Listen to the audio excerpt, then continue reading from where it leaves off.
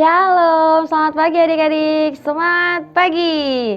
Aku mau kenal Tuhan, aku mau cinta Tuhan melalui firman-Nya. Nah adik-adik, bersyukur pagi hari ini Semela bisa kembali lagi menemani adik-adik di dalam renungan harian sekolah minggu GKTB. Nah adik-adik, sebelum kita merenungkan firman Tuhan, mari sama-sama kita berdoa. Tuhan Yesus, kami bersyukur di pagi hari ini kami boleh bangun dengan kekuatan yang daripada Tuhan. Dan Tuhan Yesus, kami akan merenungkan firman-Mu. Kiranya Engkau memberikan kami pengertian sehingga kami dapat mengerti, dan kiranya Engkau juga berkenan memampukan kami untuk melakukannya di dalam kehidupan kami hari lepas hari.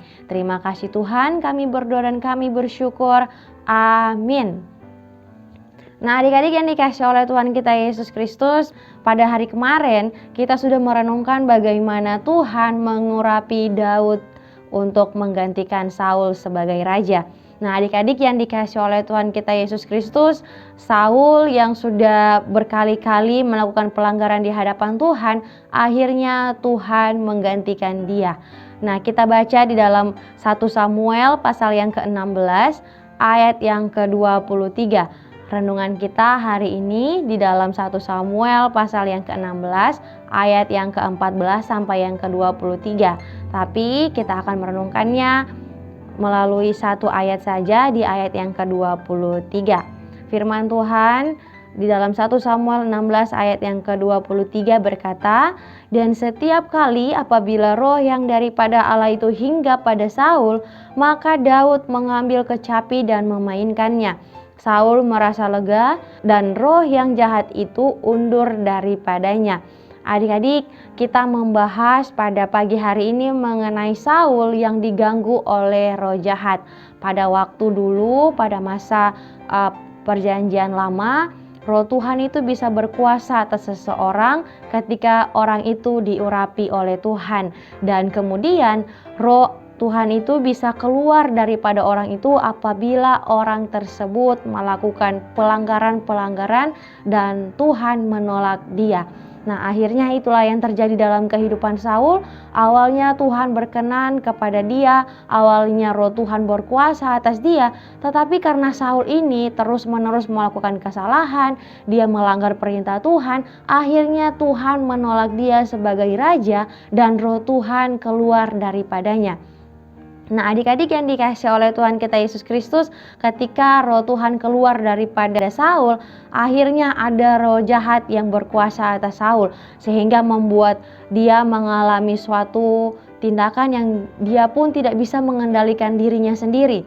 Dia diganggu oleh roh jahat ini, membuat dia depresi, membuat dia ketakutan. Sehingga melihat keadaan seperti ini, pelayan yang melayani Saul pun memberikan suatu saran supaya Saul memanggil Daud untuk memainkan kecapi apabila dia diganggu oleh roh jahat. Dan akhirnya adik-adik, Saul pun mengiyakan, Saul pun mengindahkan apa yang dikatakan pelayan ini. Sehingga Daud dibawa di dalam kerajaannya Saul, supaya ketika Saul mengalami gangguan daripada roh-roh jahat itu, Daud pun bisa menenangkannya dengan menggunakan musik yang dimainkannya. Nah adik-adik yang dikasih oleh Tuhan kita Yesus Kristus, Saul tidak tahu kalau Samuel sudah mengurapi Daud ini menjadi seorang raja untuk menggantikan dia. Nah Saul pun menyukai Daud. Saul menyukai Daud dengan segala hal yang dilakukan oleh Daud, dan dia mengasihi Daud, sehingga Daud pun diangkat untuk menjadi pelayannya Saul pada waktu itu. Nah adik-adik, melalui renungan kita hari ini, kita mau belajar bahwa kita bersyukur kalau kita menjadi orang-orang yang dipilih oleh Tuhan untuk diselamatkan. Kita bersyukur bahwa kita adalah orang-orang yang dipilih oleh Tuhan, sehingga apa adik-adik, hidup kita pun dikuasai oleh Roh Kudus.